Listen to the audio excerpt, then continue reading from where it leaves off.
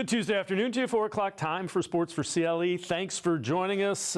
Players' day off out in Berea, but some news coming out concerning Deshaun Watson. Mary Kay Cabot, Browns beat reporter, saying the contusion is in the rotator cuff, as a source has confirmed to her. Still Deshaun day-to-day with the 5-0 49ers coming to town Sunday. Let's welcome in Mary Kay Cabot, Browns beat reporter for the Plain Dealer, cleveland.com. Mary Kay, this has been like the ever-evolving story that's now going on 2 weeks throughout the entire bye week. Take us through what you know and what you've been able to find out about Deshaun Watson. You know what? We have gone from thinking that Deshaun Watson was probably going to play against the Ravens on October 1st to now wondering if he's going to be able to face the 49ers on October 15th. So this thing turned out to be worse than the Browns thought. I'm sure that Deshaun probably got some kind of a second opinion. That's what these guys can do. They can exercise their NFLPA right to go out and get a second opinion. I don't know if that has happened yet or not. We'll have to ask Deshaun when we talk to him, maybe on Wednesday, and and find out a few more details. But again, we've gone from thinking he was going to get out there against the Ravens to now wondering who is going to start against these 5-0 49ers. And again, the new development today is we've known all along that he had a contusion.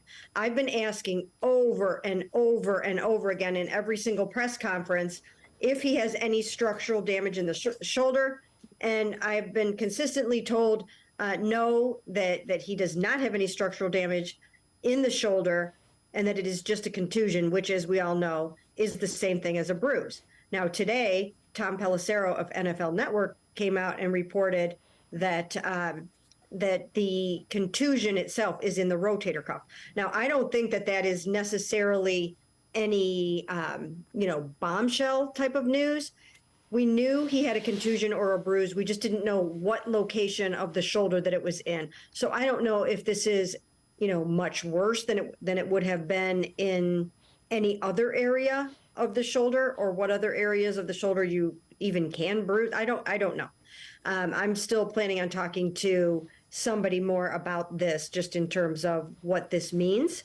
But so I don't think this necessarily means, oh my gosh, this is so much worse than they thought. The Browns have known all along where the bruise has been. They've known that it's a rotator cuff bruise, contusion / whatever you want to call it. So for them, this is not any kind of breaking news. I think the new information is that this thing is just worse than anyone thought it was. It's taking Deshaun longer to come back from this. And the thing is that you don't want to further damage the rotator cuff, because I was just reading some statistics today that state that in players who do have some kind of a rotator cuff bruise, about 11% of them, at least in this one study that I was reading about today, have gone on to need some kind of a surgery.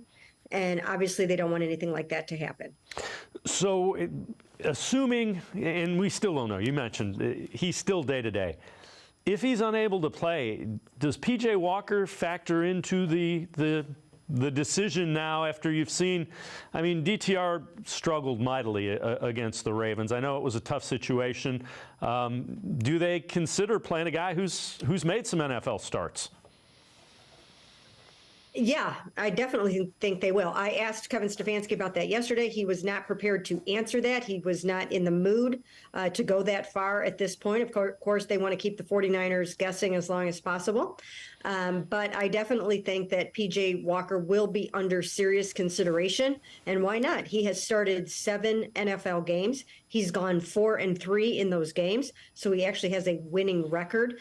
We all saw that Dorian Thompson-Robinson, the moment was too big for him against a defense like that, especially with issues on the offensive line. You have to take that into consideration, that Joel Bitonio is hurt, and so is Ethan Posick right now. And we don't know their status yet for the game. They're also day-to-day. So, we don't know. Joel has played 102 consecutive games. I'm sure he doesn't want to miss, but we did see him walk out on crutches on Wednesday. And then Ethan Posick has a knee and a chest injury. So, you're going to have to be really careful. You've got to have somebody in there that is going to be able to operate as efficiently as possible. And PJ's been around for a long time. The game slows down for you when you've been around it for a long time, even if you're not out there playing. And you can see that now with Joshua Dobbs in Arizona.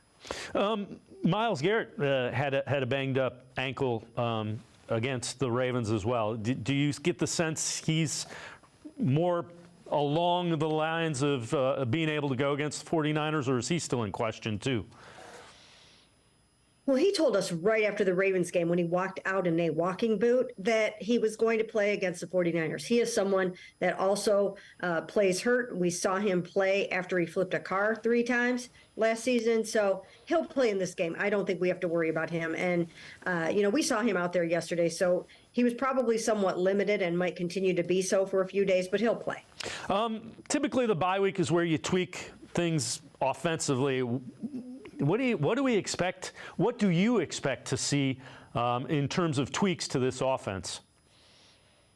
Well, somehow they have to get the running game cranked up. They have to get everything cranked up, actually. And none of those things will be easy if Deshaun Watson is not playing. If PJ's out there or if DTR is out there, it's going to be hard to get right against this vaunted San Francisco 49ers defense.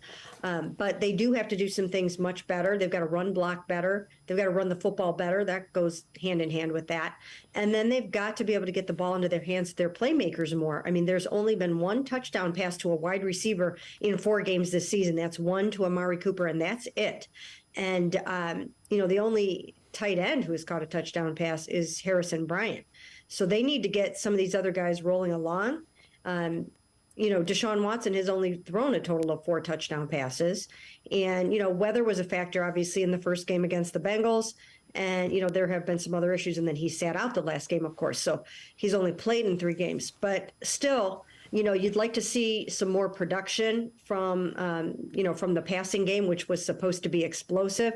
So I think you'll see more of a commitment to the run, especially if one of the younger quarterbacks is playing, and then maybe trying to get some other receivers involved in the passing game.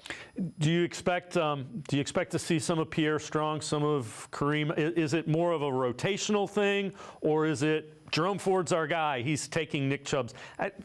It doesn't seem like anybody can take Nick Chubb's place.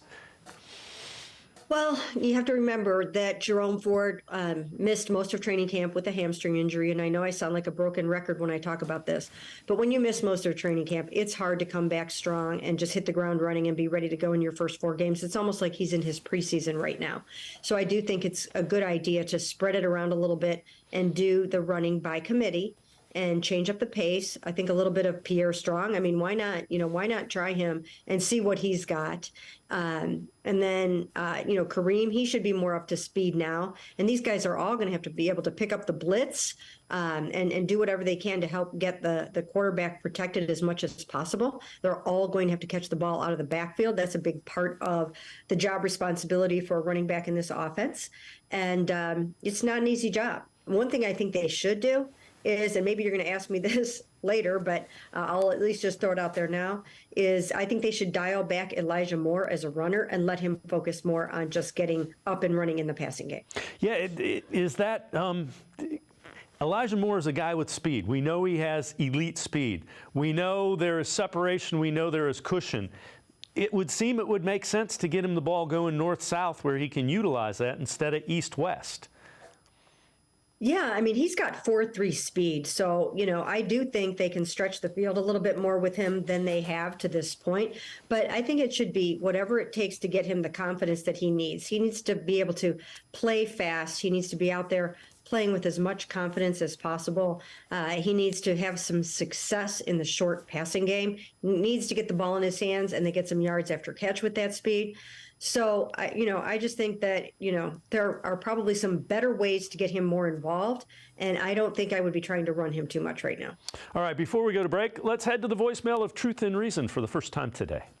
This is Billy G. I haven't called you in a couple of years. I've been a Browns fan since about 1950. And, a couple of things that kind of really bothered me. I look at what they've done in the past few years, with these major trades that they've done. They farm away for Odell Beckham, and what did he do? He won one game, as I remember, with that end around. And then you trade for Deshaun Watson. And I'm thinking, oh, my God, no, please. And then it's $230 million guaranteed. I'm going to tell you right now, I don't feel comfortable with this at all. And also the draft capital and everything that they give up for this guy. And who knows? And he's got him right where he wants him. This is all guaranteed from what I understand. So I don't know. I think they still need a quarterback. That's all I got to say. As always, appreciate it. Mary Kay, I think it's way too early to go there. And I think the reason you give up the draft capital and you give them the guaranteed money is because you need a quarterback to be successful in the NFL. Yeah, I mean, that was the whole point. That was the whole point, to go out and get a quarterback that could hang with Joe Burrow, that could compete with Lamar Jackson and Josh Allen and Patrick Mahomes and anybody else that you throw at them, Jalen Hurts. So, that's what this is all about. And, hopefully for the Browns, for their investment of $230 million, that they'll get as much out of Deshaun Watson as they can this season, that this injury won't linger, that it won't turn into something more, that they won't have to shut him down for a period of time. You never know. It's just not a good sign when not only does he have to take himself out of the Ravens game, but then when you come back after the bye, he's not even outside practicing with the team. I thought that was a red flag on Monday. Yeah, and again, we'll follow that as it goes along. Players' Day off. Back at it tomorrow. We'll see what tomorrow brings. Mary Kay Cabot, Browns beat reporter for Plain Dealer, cleveland.com, and I are going to step aside, take a quick time out. Other side of the break, back to the voicemail of Truth and Reason. Sports4CLE will be right back. Stay with us. Come back to go forward. Back to learning new things. Back to pursuing your dreams. Tri-C has flexible learning options to fit your life. And every year, more than 1,000 local companies provide Tri-C students with real-world learning. The right education can boost your lifetime earning power by hundreds of thousands of dollars. Start now with a college education you can afford. Tri-C, where futures begin.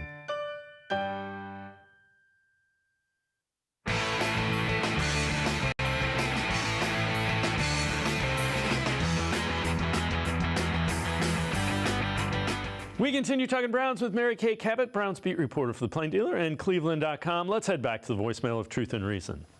Hey, Dave, this is Mike Rodriguez. I'm actually out here in Utah. My comment today is very simple. Kevin Stefanski is the Baker Mayfield of coaches. Everything has to be perfect. Everything has to be aligned for him to succeed. He's unable to make the adjustments. And worst of all, his inconsistency continues to plague this team. If I were Andrew Berry, I'd double-check to see and reevaluate the position of head coach, much like they did for the quarterback position. It's a tough time to go ahead and realize, hey, we may just have to move on. But they were cold-hearted when it came to the Baker Mayfield decision. I think they may have to do that here with Kevin. Thanks for getting my call. Appreciate it. Have a great day.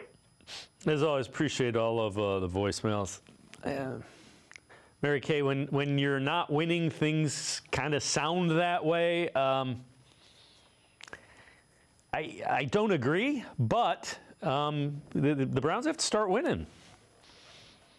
Well, let's remember that the last game where they just got thumped, they had a rookie quarterback in there who was not ready to play. Now, you can argue that they should not have left themselves vulnerable like that. And I think that's a valid argument. I never even thought that Joshua Dobbs really should be the backup quarterback. I always thought that they should have a more experienced veteran back there in such a high-stakes season. So, I can't sit here and say that I thought trading Joshua Dobbs was this travesty. I never really felt that way. I thought, that was, he was maybe 60 and DTR was 40 or something like that. But, I think that, that is part of building a team, is knowing what to do when your starting quarterback can't play and who's going to be able to step in and win games for you.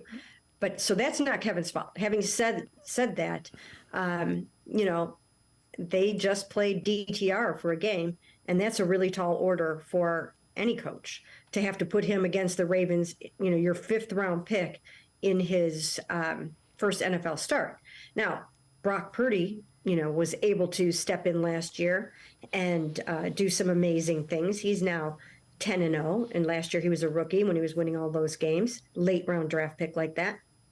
But, it's really hard to catch that lightning in a bottle. And if the Browns thought that they did the same thing, then, maybe they overestimated a little bit. And I think DTR is going to be good. And I think he probably would have been the number 2 quarterback at some point this season anyways. But, I don't know that you can pin that on Kevin. I don't know that you can pin having to play that game with DTR on Kevin and his coaching ability. So once again, let's see what he's got over the long haul. Let's see where they're at, 5, 6, 7, 8 games down the road if Deshaun is healthy. So Andrew Berry had a State of the Browns type of address during the bye week last week. What did you think of that? What were your takeaways from Andrew Berry's meeting with the media? It was pretty predictable because Andrew usually doesn't give up much in those sessions. And, he's not going to sit there and say, oh, yeah, I think we need to look for, for another receiver, or I think we need to, do X, Y, or Z. He's just not super forthcoming in those kinds of settings. But, he did make it clear that he will do whatever he can to improve the team. He admitted that Jed Wills needs to pick it up. He acknowledged that Elijah Moore, that they still have to kind of find the right role and the right niche for him. And, certain things like that. He, we talked a lot about Deshaun's injury, so we didn't really talk about Deshaun's improvement or progress as much as we would have had he just come off of playing a game. So that fell by the wayside a little bit, although he did say he feels like he's gotten significantly better. We'll see how that goes over the next few weeks or so. So it wasn't, super incredibly illuminating or groundbreaking necessarily, but we're able to glean a few things from it. So this is from Jeremy Fowler, NFL reporter, ESPN. The Jets are potentially ready to move on from McCole Hardman. He's been active a couple of games this year. Also, Jeremy Fowler saying Van Jefferson, another kind of speedy wide receiver, might be available from the LA Rams. And also, this from the Bleacher Report, prioritizing every team's biggest weakness after Week 5. For the Browns, they say add Jerry Jeudy from the Denver Broncos. Jeudy, a career-high 972 yards last season, has not been a major element of the Browns' offense thus far under Sean Payton. Denver continues to struggle as the deadline approaches, which is the 31st of October. He could make a good number 2 receiver for the Browns. All right. You mentioned Andrew Berry said he'd look to explore upgrading. Can you see the Browns trading for a wide receiver or any other position? Is there another position that would make more sense? Well, first of all, I could be mistaken, but I thought as I was writing a story right before I jumped on, I thought I saw that Van Jefferson has already been traded. But I could be wrong about that. I thought he has been traded perhaps to the Falcons maybe. Anyways, I'm not sure about that. We got to double check that. But and then as far as Jerry Jeudy, if you go back and look at my HMKs from last Sunday, I addressed that. And I said that in terms of if you were looking into a Jerry Jeudy or a Devontae Adams, I would think that the Browns would have some interest in Jerry Jeudy. They had interest in him in March before they traded for Elijah Moore. And so, sure, I could see them revisiting that, and I think they should. And I'm a go big or go home kind of person. Over the years, even just over the few recent years, I've advocated that they should sign Trent Williams. I still think they should have done that. I did say they should sign DeAndre Hopkins, and I'll let you know how that ages as the season goes along. And then, I do think that Jerry Jeudy would be a good way for them to go. I also wrote in the last week that they should trade for Jonathan Taylor. Now, that didn't age well only because Jonathan Taylor re-signed with the Colts, and I would like to take credit for that. I think I scared the crap out of the Colts and made them go out and get that deal done. Yeah, and you are correct. Van Jefferson was traded earlier today to the Falcons. So Van Jefferson off the trade market. But yeah, never say never with Andrew Berry. He will try to find a way to get things rolling here and improve things. Yeah, and you know what? I mean, I think they might need to go out and get a running back as well. So let's see how things get going with Jerome and with Kareem and with Pierre Strong. But I don't think it can hurt to look for another running back as well, because, I mean, you've got to see how these three guys do. If they're not going to get the job done, then, why not go out and trade for a running back other than a Jonathan Taylor and, see if somebody else is out there. I know that Andrew really, really has a great handle on other teams' rosters and possible trade options, and I'm sure he's going to be working the phones. Mary Kay Cabot, Browns beat reporter for Plain Dealer, cleveland.com, and I are going to take one more time out. Other side of the break, back to the voicemail of Truth and Reason. Sports4CLE. We'll be right back. Stay with us. Come back to go forward. Back to learning new things. Back to pursuing your dreams. Tri-C has flexible learning options to fit your life. And every year, more than 1,000 local companies provide Tri-C students with real-world learning. The right education can boost your lifetime earning power by hundreds of thousands of dollars. Start now with a college education you can afford. Tri-C, where futures begin.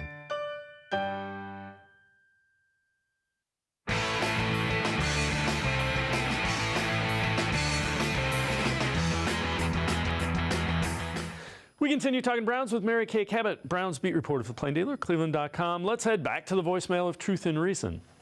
Hey, Dave, Russ in Atlanta. The Deshaun Watson injury, coupled with the Nick Chubb injury, has really deflated this team, and are playoffs really an option at this point?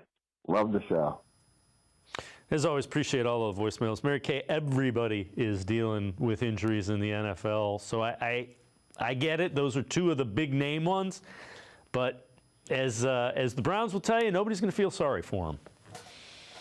No, and teams do often have to deal with the loss of one of their starting tackles, so you can't let that be a deal breaker for the season. And then the same thing with running back. You've got to be able to accomplish the running game. And I really thought that they would be able to accomplish the running game even without Nick, with a committee of runners.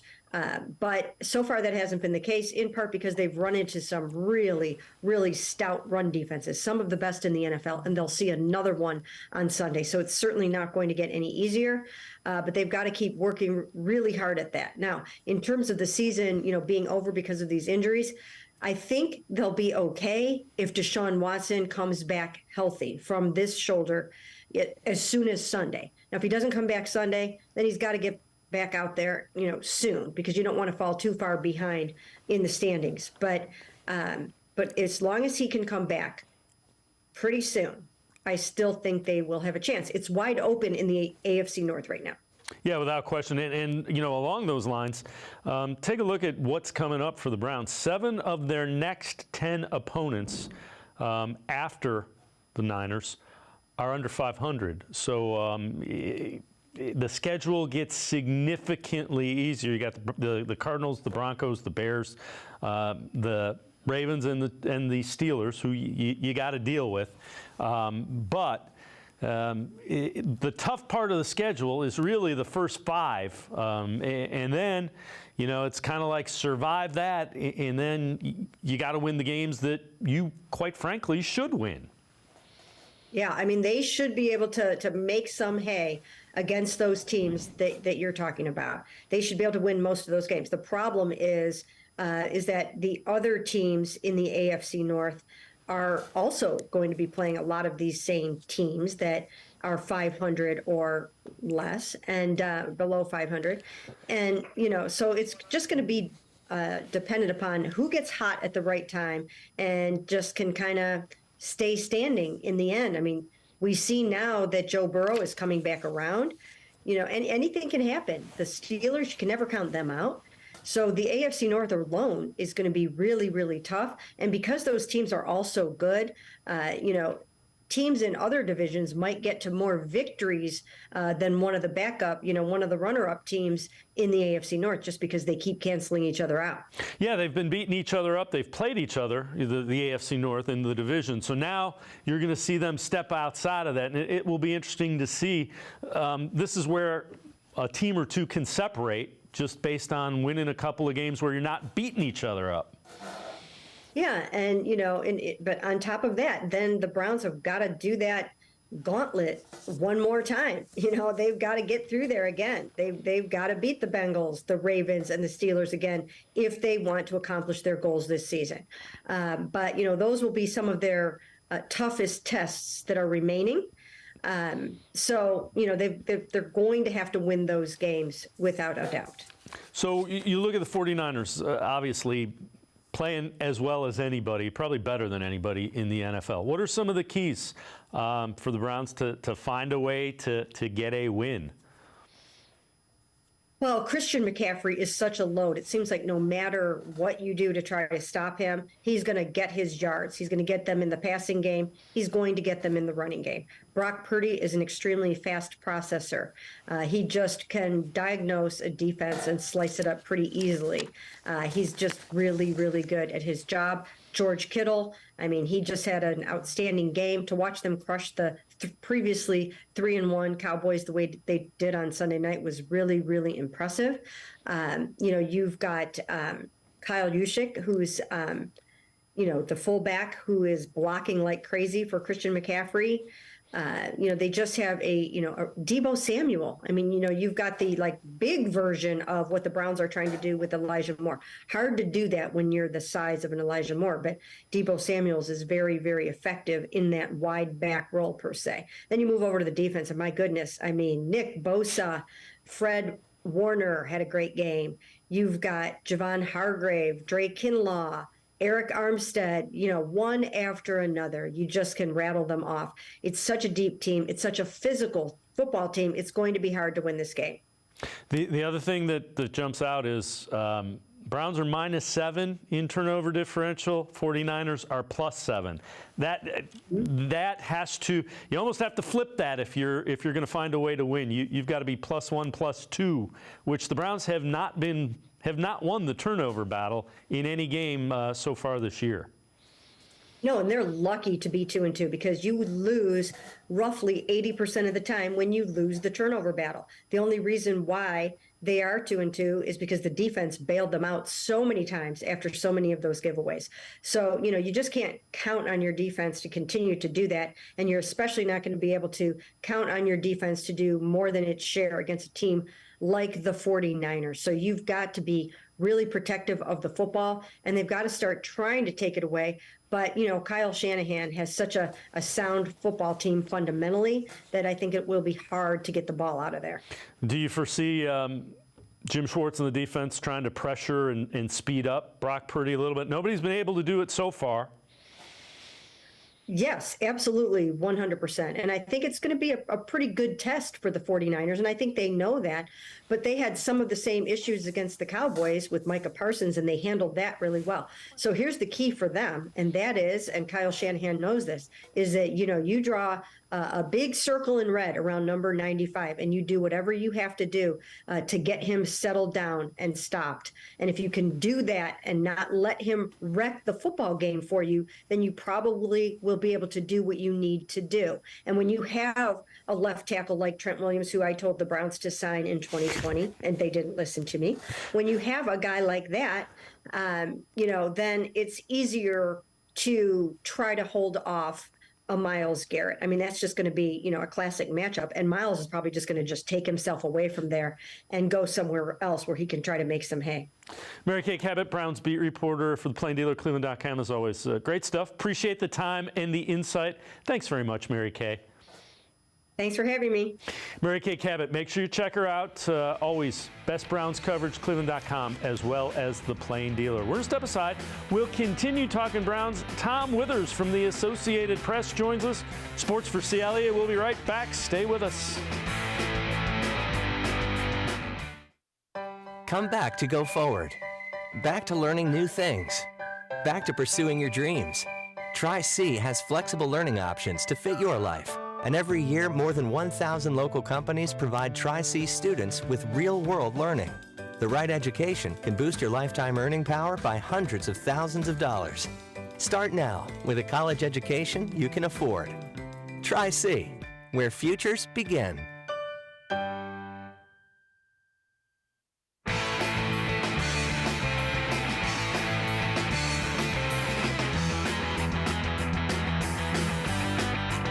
We continue talking Browns here on Sports4CLE. This is from FS1's The Herd. Former NFL defensive lineman Gerald McCoy with his thoughts on Deshaun Watson being medically cleared to play against the Ravens a couple of weeks ago.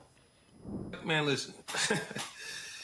Okay, I'm on the media side now, so I can say it. There's times where guys are like not medically cleared and they still like angry and pushing. I have to get case in point. I don't even have to tell anything. Did you see Jamal Adams' reaction? Yes. When they told him he couldn't go back in? Right. That is what you expect from a highest level of what we do athlete. That is what you expect. And when you're supposed to be the leader of the team and you're medically cleared and you say, no, I'm not going to play. Nah. Now, I am an advocate for confidence mentally. Sure. If he's not all up there mentally and he feels like mentally I'm not ready to go, okay, you kind of can't knock a guy for that. But it's like, come on, bro. With over your last 2 years, like you have zero room for error. Like if you can play, like, come on, man. So, but if he feels like mentally he wasn't ready to go, you don't want your quarterback out there doing too much thinking. Let's welcome in Tom Withers from the Associated Press. Tom, there's a difference between a defensive back and a quarterback. I think that's the distinction we need to make. If a quarterback can't throw the football, he can't play. Now, having said that, we were talking beforehand, and I kind of agree with you. Deshaun Watson probably led him to believe I'm going to be able to go, because that's the kind of player he is. It's kind of like what McCoy was saying, I'm going to get out there, and then he got to Sunday and the ball wasn't going anywhere.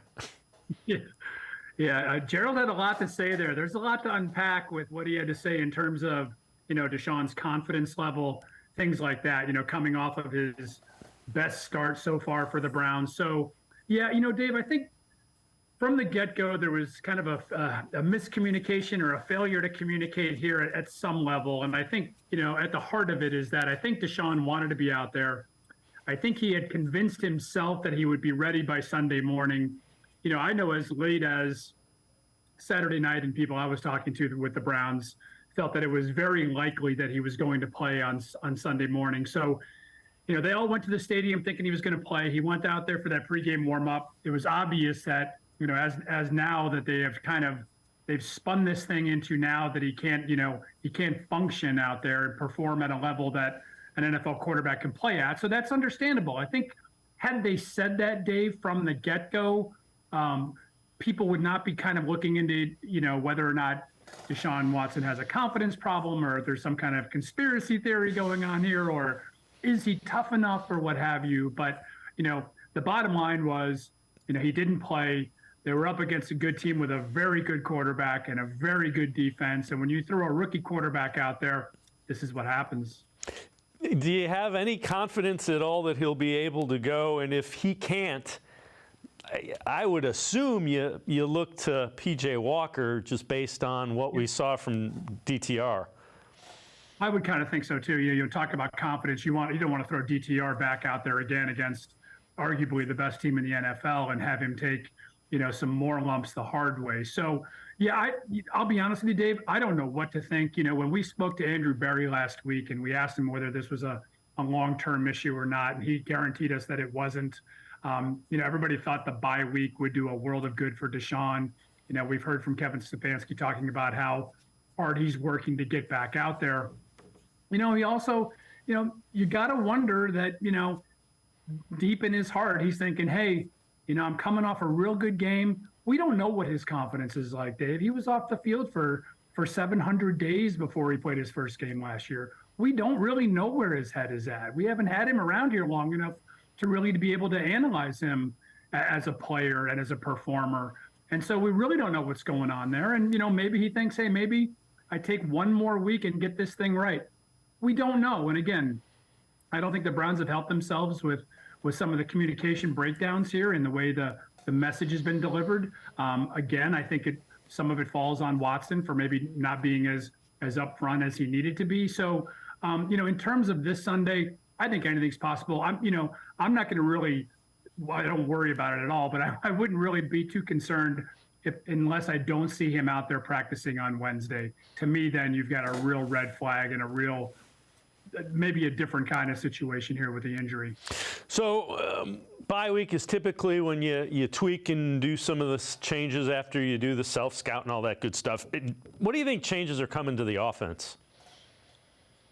Ooh, got to get this passing game going. And obviously it starts with having your starting quarterback out there. But, there was a lot of complaints, I know, from a lot of fans about what they were having DTR do in the game when he filled in for Watson. And I didn't think the game plan was all that off, to be honest. I thought they were asking a backup quarterback to make short throws. And obviously things didn't get off on the right foot when Jerome Ford runs for 26 yards in the first play of the game and Amari Cooper is called for holding. They had a drop pass, I think, on that first series. They were kind of behind the sticks from the get-go there. So that's not going to help a rookie quarterback. They need to get this running game going. They need to figure out how to use Elijah more like we saw him this summer. I really wonder where some of that stuff has gone. They've been using number 8 mostly like on gadget type plays. And, I'd like to see them try to throw the ball to him downfield a little bit. We've really not seen Marquise Goodwin at all. Donovan Peoples-Jones is getting very few touches. David Njoku, who has to get, all kinds of props for getting out there after the home accident a week ago and had a nice game. To me, he's been underutilized. Unfortunately, Dave, I think a lot of this goes back to, and I said it at the time, and I hope I'm wrong to some level, I thought the Nick Chubb injury was an absolute season-changing injury for this team. To me, he's one of one. He's the best running back in the league. I think they were going to utilize him like they've never have before because they finally had the starting quarterback in place to get the most out of both of those guys. So, they got to figure out how to get this running game going, but bigger than that is how to get this passing game opened up. How concerned are you with the running game? And is it fair to say, you mentioned Nick Chubb's 101, did he make the offensive line look maybe a little bit better than they are? Yeah, I think that's always the case with any really good running back, right? He makes guys miss and he gets to that second level and breaks tackles. So, he's going to make your blocking look a lot better just by being out there. So I thought what was interesting, Dave, coming out of the Andrew Berry session last week is that they talked about this being more of a platoon situation in the backfield with Jerome Ford and Kareem Hunt. So I think we're going to see, Kareem used a little bit more than he was in the first few weeks. Hey, let's be honest. The guy wasn't on a roster all summer, so he was not in football shape. And he did come in looking really good. He's definitely lighter than he was a year ago. Clearly, he's hungry. He wants to get another contract, be it here or somewhere else. So he's out to prove. I'd like to see them use Pierre Strong a little bit more than they have. So I do have concerns about this running game. I do have concerns about Joel Bitonio being banged up front. You're already down Jack Conklin, which has left a huge void. And while DeJuan Jones has done a more than an adequate job as a rookie, he's a rookie and he's not Jack Conklin. So, plenty of things to kind of worry about. Ethan Posic's injury is another one to think about. That's the one variable. Everybody wants to talk about, hey, Tom, what's your prediction on this season? You just never know with injuries and how much they can change things. Do you see, you touched on the skill sets of Ford and Hunt and Strong are a little bit different. And there's a way to utilize them to get an effective running. I think that's one of the things they have to unlock. Yeah, and I think it starts with the pass, though, Dave. I think the pass had really set up the run for this team. Kind of the switch of the old model in the NFL. Where your run sets up your pass. So again, I think there's ways to get the ball out in short situations to David Njoku, to get the ball out on the perimeter to Elijah Moore. Unfortunately, they had that reverse play that blew up on him last week, and Elijah didn't help things by, seeing that the door was closed and then turning around and going 20 yards in the wrong direction. So that wasn't good. But, listen, I know there was a deep dive last week by this team to get the offense going. Andrew Berry and Kevin Stefanski, both talked about, ball security. This team turned the ball over way too much, and the defense has not been able to create those turnovers. So to me, that's as big as anything else coming out of this bye week, is being able to take care of the ball and then turn in short fields in for your offense. Before we go to break, do you expect to see more shotgun and kind of wide open to allow the, Deshaun Watson, when he's out there, to kind of see the field?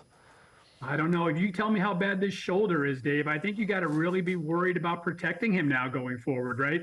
We talked about all these RPOs and these different situations because of what Deshaun can bring with his legs and his versatility and his elusiveness and all that.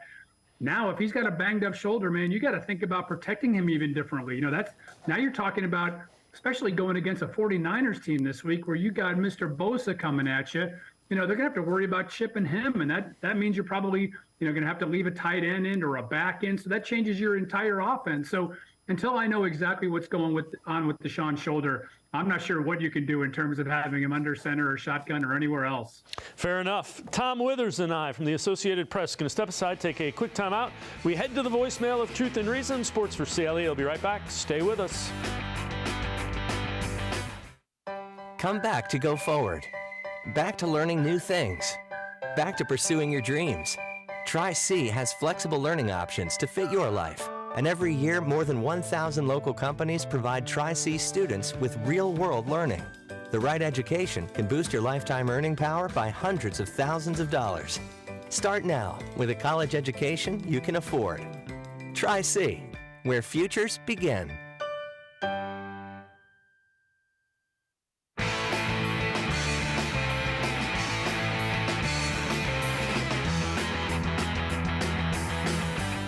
We continue talking Browns with Tom Withers from the Associated Press. Let's head back to the voicemail of Truth and Reason. Hey, Dave, Frank from Cleveland. I got a few things for you. I heard the 49ers line is not really that good, but they seem good besides Trent Williams. I know the one guy went to Denver, but our defensive line should be able to get in the backfield, not without no problem. Number 2, Pierre Strong. They got a running back right there. Give him Balker carries one game. Let's see what this kid can do. And number 3, we got the speed, Goodwin and Elijah, to stretch the field. The hell with these trick plays. Stretch the field and open things up. You got 2 guys that can run like cheetahs. Send them down the field, crossing routes or something. All right, I love you, brother. We already know it's a jungle out there. Be safe, Dave, all right? Have a good one, brother. Great show as always. As always, appreciate all of the voicemails. Tom, the Brock Purdy has played really well. He hasn't been under pressure. The Browns' defense has been good at getting pressure. Let's see. I get where Frank is going with that. Yeah, sounded like my voicemail, didn't it? Yeah, they're going to have to put heat on this kid, and I tell you what, you want to talk about a story. I mean, the fact that he's 13-0 or 14-0, Brock perfect so far. He's been fantastic, and everybody wondered with the Trey Lance situation and everything else the 49ers were concocting what was going on there, and this kid has just been absolutely fabulous to this point. And yeah, just like with any other quarterback, it's about putting heat on that guy. Unfortunately, he's got some players to throw the ball to and to hand it off to. So this offense is deep, it's versatile, it's multi-dimensional. Kyle Shanahan's done a terrific job there with the young quarterback. It's the perfect ecosystem, to be honest with you, for a young quarterback. They run the ball, they know when to run it, they know when to be tricky. They've got in George Kittle, one of the best tight ends. Samuel, right on down, McCaffrey. I mean, where do you begin? Jim Schwartz has got his hands full this week, but it does have to begin up front. And I think the way this defensive line has played to this point this season has to give you some optimism that they can get some heat on Purdy. Yeah, and relative to the speed, that's something you and I had both, I've said for a while, you said in the earlier segment, yeah, find a way to get Goodwin and more in some open space downfield, not behind the line of scrimmage. Yeah, we saw that early with Goodwin, right? And I think it was in the opener against Cincinnati, and Deshaun just missed him. He just underthrew him, and in a wet game situation, what have you. They talked about it being a heavy ball, but Goodwin was open a couple of times. But they just haven't, like I said before, they haven't really utilized him. And the same with DPJ. And, I was sitting there banging the drum this summer for Cedric Tillman, and he's basically hardly even stepped on the field to this point, the young rookie. I'm not sure what's going on there. So I do think they've got some weapons.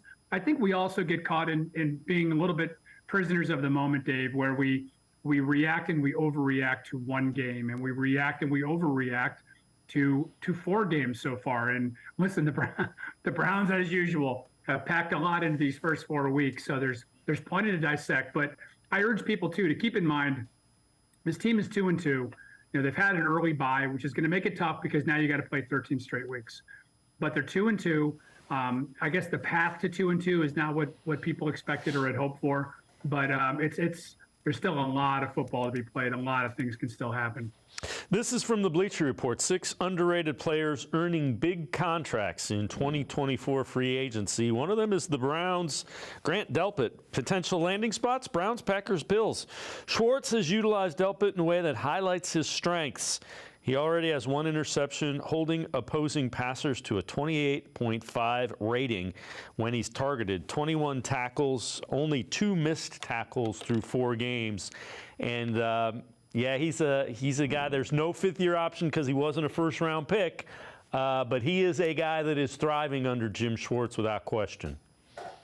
He's healthy, right? This is what they've waited for. I mean, we've seen these flashes of Grant Delpit. As long as he can stay on the field, this kid's a player, and he's hungry, and there's a reason he was picked where he was, and he's delivering. And I think Schwartz, and I'll say the same thing about JOK and a couple of these other guys. I think Schwartz is realizing that he's got some versatility back there, at the linebacking core and in the secondary, and he can use these guys in different ways. He's kind of, and there's times where he's turning them loose a little bit to just go out there and make plays, and Grant's making the most of it. Good for him.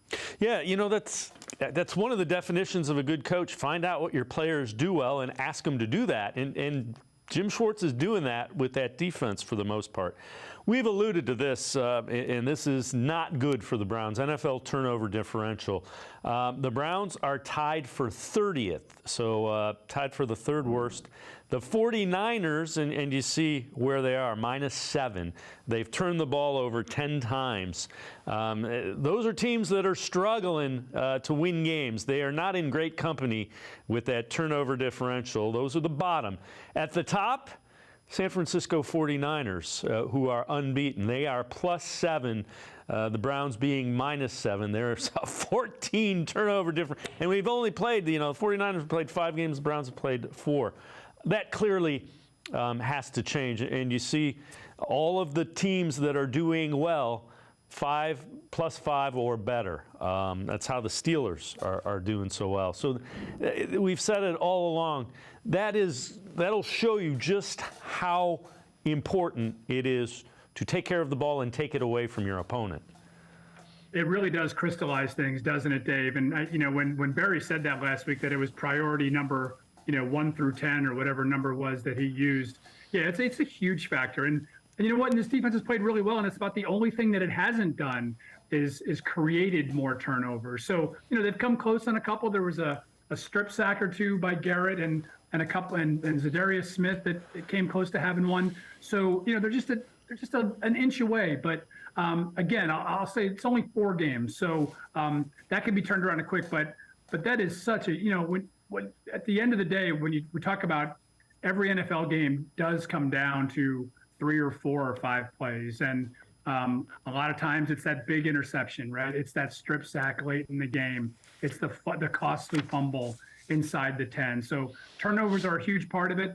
I asked Stefanski about that yesterday. It's one thing to say it, and then how do you teach it? So it begins with just the reps of technique and practice, and running backs holding on to balls, and an extra guy trying to rip it away from them, and just doing those little things. And on defense, it's playing with that aggression and that mindset of the ball's in the air, it's mine. So I think you'll see a turnaround. I don't, listen, you never know when an interception is going to come or a fumble is going to come. And that is the other worry that I do have with these young backs. Kareem has been good at holding on to the ball during his 4 years here in Cleveland, but Jerome Ford has had a propensity to put the ball on the ground. I think he did it on his first handoff this year. So that's yet another thing to worry about with this offense, right, Dave? Yeah, without question. And, if you think about it, 2-2 when you're -7 in turnovers, that shows you how good that defense has been as well. That's a good point. So over half of the points that they have given up, 31 of the 60, are the result of turnovers. Before we go to break, defensively, who are some guys that are kind of under the radar who you think have played really well for the Browns in this defensive unit? Yeah, I mentioned JOK before, who's kind of flashed. I'm looking for him to come up with like a scoop and score or something like that. He's really been around the ball. He's done a nice job. Maurice Hurst, is a guy I think that's kind of flown under the radar. He's made the most of his snaps when he's been out there. I'd go right down that defensive line, Dave. Anybody that they've had out there, Miles is Miles, right? 5.5 sacks, arguably as good a defensive player as there is in the league. You got to worry about whatever's going on with his foot. So you got to hope that he's okay and he's going to be able to bounce back. But, in general, I think the linebackers who, I haven't been necessarily critical about him, but I was a little bit worried about the depth there, have all done a good job. I think Taki has played well. And I think we've all come to appreciate, especially after he was hurt last year, just what Anthony Walker Jr. means to this team. He is literally another coach out on the field. And I know that may sound cliche to some, but, when you see him, not only at practice, but when we see him in the locker room, when the media is allowed in there, the way he interacts with his teammates and leads by example, I can't say enough good things about number 5. Tom Withers from the Associated Press, and I'm going to step aside, take one more time out. Other side of the break, some interesting notes about defensive line play coming up in this 49ers-Browns matchup. Sports for CLE, I'll be right back. Stay with us. Come back to go forward. Back to learning new things. Back to pursuing your dreams. Tri-C has flexible learning options to fit your life. And every year, more than 1,000 local companies provide Tri-C students with real-world learning. The right education can boost your lifetime earning power by hundreds of thousands of dollars. Start now with a college education you can afford. Tri-C, where futures begin.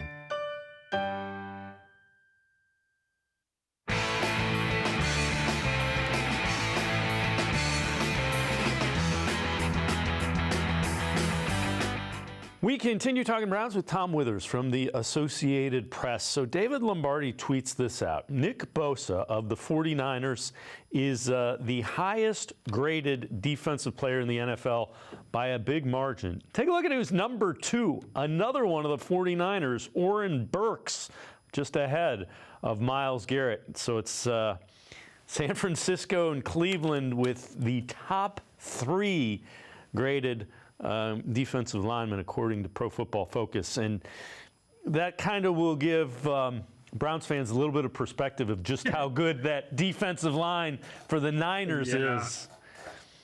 Yeah, and you talk about Warner and Treadwell, watching that game on Sunday night against the Cowboys, that was an absolute varsity versus JV game. It was alarming, and I don't know if it's that the Cowboys are overrated or we're not appreciating how good this 49ers team can be. So, those PFF numbers look okay. I always caution people about those numbers. I had a Browns player tell me that he got a game ball one week, and he had graded out like in the 60s from PFF. So I think there's times where they may not exactly know what an assignment might be on a play, and so they're just kind of taking it at face value as to whether or not the guy won his matchup or not. So I always take those things with a grain of salt, but I've seen enough of Bosa to know that he is the real deal, and he's one of those guys, much like we can appreciate the way Myles plays, where when you see teams have to completely game plan to stop a guy, that says all you need to hear, right? When they're leaving either a running back in to block him, or as I mentioned before, having to use a tight end to chip him or double team, wherever Bosa's lined up on Sunday, man, watch out, because here he comes, because he's got one thing in mind to do. The one thing I will say about Bosa, though, that's impressed me, and I kept a close eye on him when he was at Ohio State, he does a really nice job against the run as well. And if you're running away from him, that's not always going to be the safest place to be either, because he's so quick in getting down the line and he anticipates coming off the ball so well that, much like we've seen Miles do here, he can go from one hash mark to the other to make a tackle. So what are some of the keys? What do the Browns, what's it look like against the 49ers, who I'm with you. I think from what I've seen, and I watch quite a bit of NFL football, they're the best team, and the second best might be the Dolphins, and I think they're significantly behind the 49ers at this point. Yeah, you got to hope that they have some travel delays on the way, right? It all starts with that. Maybe some noise around the hotel to keep them up Saturday night. It's going to be, Dave, there's no tougher challenge right now in the NFL than what the Browns are going to be facing this Sunday. So I think let's go back to what we talked about earlier. I think it really is going to come down to those guys up front on defense. I think it's going to come down to, putting pressure on Purdy, who has been, spot on. And like we've mentioned before, he's got all these weapons to throw to, but you got to make things uncomfortable for him. So you got to get up in his face. You got to hope for maybe a tip ball or so. I think one of the big keys for this Browns team this week is don't get behind. I mean, if they're down, and we don't even know who's going to be playing quarterback, right? But if they're down 7-10, 14-0 in the first quarter, watch out, because it's going to be even tougher to come back against a team that will then pin its ears back and go after whoever's under quarterback, or whoever's behind center, rather, for the Browns. So I think the keys are to be, to get the pressure on Purdy, don't get behind early, and I don't know, maybe hope for some rain, or for one of those days down in the lakefront that Cleveland comes up with every once in a while. Yeah, the turnovers too. You cannot give that offense extra possessions, and your offense is going to need some extra possessions. Yeah, they're going to need a lot of help, Dave. Let's be honest. I think the good thing though is that, listen, other than the injuries, and we won't know more about them for another day or two, Browns are well rested. 49ers played on Sunday night. There is something to that. It sets up like one of those college trap games, right? Where you look at a team that's ranked in the AP top 10 and you go, God, they're a 34-point favorite. They should have no problem. And then suddenly they're in a ball game in the fourth quarter. So I think that's how the Browns fans have to look at this, that maybe the 49ers came in, reading their clips a little bit and are a little bit overconfident, and maybe the Browns can pull a surprise. So this one's from CBS Sports, Week 6 Power Rankings, and no surprise, they rank the 49ers 1, Eagles 2. What is a little bit of a surprise, they've got the Ravens, the top-ranked team in the AFC North. They're at 11. Then it's Colts, Falcons, Texans, and Browns at 16. Steelers were 20, Bengals 19. I guess at this point it doesn't really matter. I guess the question, though, at 2-2, you didn't have Deshaun Watson for one of those games. They're only 3-2 Steelers are in first place based on beating the Ravens. Everything is in front of this team, even if they lose to the 49ers. You got to get healthy, and you got to start doing some of the things that we expected to see from this team. Exactly. My hot take at the beginning of the season was that the entire AFC North was going to finish 10-7, and so I'm going to stick with that because I think it's still possible. It's so balanced. I do still think, though, that Baltimore is the class of this division. I think that was a hiccup on Sunday. I'm not sure what Lamar Jackson was doing in the final couple of minutes of that game. But you're right, Dave, and we mentioned this before. The sky is not falling. Not yet, anyway.